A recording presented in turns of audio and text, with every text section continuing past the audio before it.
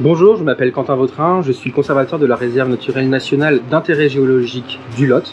Donc mon travail, c'est de protéger des sites qui ont un géopatrimoine intéressant. Il y a notamment deux sites majeurs sur la réserve. Il va y avoir la plage aux ptérosaures, qui est une ancienne carrière, qui est une plage sur laquelle en fait des dinosaures et des ptérosaures ont marché et ont laissé leur empreinte. Et aussi les phosphatières du Quercy, qui sont d'anciennes mines à ciel ouvert et qui, elles, sont plutôt datées du Cénozoïque. Alors ces phosphatières, en fait, c'est le reste d'un ancien paléokarst, c'est-à-dire un plateau calcaire qui a été creusé par l'eau. Et ces grottes souterraines, ces rivières souterraines se sont ouvertes à cause de l'érosion sur l'extérieur et ont agi comme des véritables pièges à fossiles. Au fil du temps, l'érosion de surface a attaqué petit à petit la roche calcaire ici et en l'espace de dizaines de millions d'années, le niveau du sol est descendu peu à peu. Le phosphate situé dans les couches du Crétacé a été dissous et est venu se recombiner à des argiles issues de la dissolution de ces 400 mètres de roche. Au bout de millions d'années d'érosion, le niveau du sol est tellement descendu que le plafond de la grotte a fini par disparaître. Ça a donné le gouffre dans lequel nous sommes. Et à partir de là, l'argile qui est autour par ruissellement coule à l'intérieur, va entraîner avec elle des organismes, la plupart du temps décomposés, animaux, plantes, etc. à l'intérieur. Et tout ça va venir se reboucher en l'espace de quelques milliers d'années, donc 100 000 ans maximum.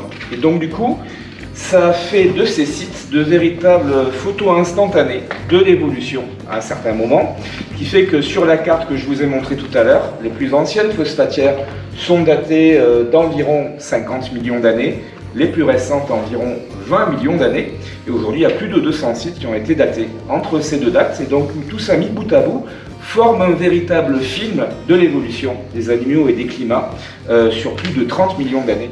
Alors les phosphatières, elles ont été étudiées depuis bien les débuts de la paléontologie, fin 19e, début du 20e siècle, avec des grands noms comme par exemple Fiol, donc qui ont étudié ces sites et qui ont notamment décrit des fossiles extraordinaires. Par exemple, des momies qui ont été retrouvées. On a notamment une momie de grenouille, alors que je vous présente ici un moulage qui a été réalisé, puisque dans les phosphatières du Quercy, on va retrouver des fossiles, beaucoup de fossiles, de microfossiles, mais on va aussi retrouver des fossiles rares, des fossiles avec une très bonne préservation, donc des momies de grenouilles, de salamandres. On va aussi retrouver des momies d'insectes, de mille pattes, des fleurs fossilisées, des graines et aussi des pubs d'insectes. On a retrouvé dans une de ces pubs de mouches une guêpe parasite qui a été nommée en l'honneur de l'alien du film éponyme. Alors les fouilles dans les phosphatières, elles ont repris à partir des années 60 avec l'impulsion du laboratoire de Montpellier et le laboratoire de Poitiers qui sont venus régulièrement sur les sites pour bien recommencer en fait les fouilles dans ces cavités qui ont été laissées libres par les mineurs qui les ont exploitées au 19e siècle. On va retrouver des poches fossilifères avec à l'intérieur de très nombreux fossiles. Donc depuis les années 60, c'est ainsi 300 phosphatières qui ont été inventoriées, près de 100 000 spécimens qui sont pour l'instant classés en collection. On a encore beaucoup de spécimens qui sont pour l'instant indéterminés. On va vraiment toucher toutes les classes du vivant. Et on a ainsi près de 700 espèces qui ont été identifiées dans les phosphatières du Quercy. Aujourd'hui, il y a encore beaucoup de recherches qui sont menées sur ces sites-là, avec notamment une ANR qui a été financée à partir de l'année dernière et qui va s'étendre sur 4 ans. Et sur cette ANR, en fait, va se focaliser sur la grande coupure, cette période de transition entre l'Éocène et l'Oligocène qui coïncide avec un grand changement climatique, un grand refroidissement brutal. Et donc l'intérêt de ce programme de recherche dans les phosphatières, c'est de comprendre dans les sites où on a vraiment de l'enregistrement très fin, eh bien, toutes les modalités écologiques associées à cette grande crise climatique. La réserve a été créée en 2015 et sa gestion a été donnée au Parc naturel régional des Causses du Quercy.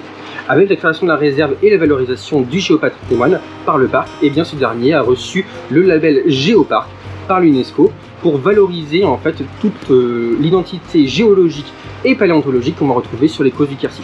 Enfin, il y a le deuxième site, donc la plage aux ptérosaures, qui est un site qui date du Jurassique et qui est un site exceptionnel puisque sur tout le fond d'une carrière, on va retrouver une ancienne plage figée dans le temps avec des empreintes de ptérosaures, de dinosaures, de crocodiles et de tortues.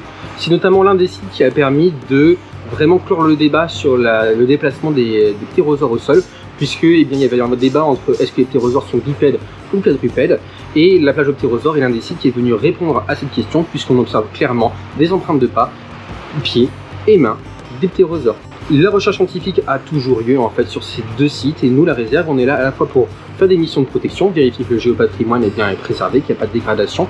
On a des rôles de police de l'environnement, mais on a surtout des rôles d'éducation, donc d'animation auprès des scolaires et du grand public, et on a aussi un rôle de lien avec les équipes scientifiques pour co-organiser les fouilles, assurer en fait l'étude stratigraphique, enfin le contexte géologique, et on est là vraiment pour faire le lien entre le territoire et les chercheurs, et tout ça en fait va nous nourrir toutes nos actions à la réserve. Tous les étés on va avoir des fouilles dans le Quercy, soit au niveau des fossatières, soit au niveau de la plage au ptérosaure. Cette année ça va être aux fossatières du Clou d'Oral.